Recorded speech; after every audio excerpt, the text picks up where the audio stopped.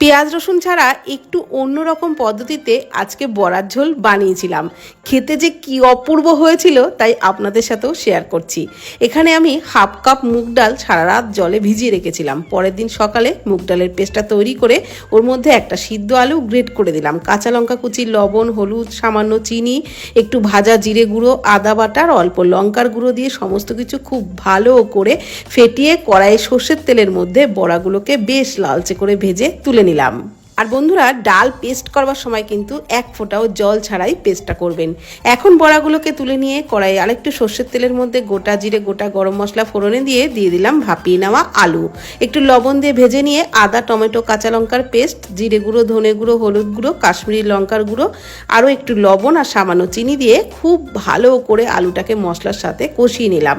দিয়ে দিলাম পরিমাণ মতো জল, একটু গরম মশলার গুঁড়ো আর ঘি দিয়ে ভালো করে ঝোলের সাথে মিশিয়ে 5 মিনিট মতো ঢাকনা চাপা দিয়ে ফুটিয়ে নিয়েছিলাম। আলু ভালোভাবে সুসিদ্ধ হয়ে গেলে ভেজে রাখা বড়াগুলো দিয়ে আরও 5 মিনিট মতো ফুটিয়ে নিলাম। ব্যাস, একদম নতুন পদ্ধতি শেয়ার করলাম আপনাদের সাথে।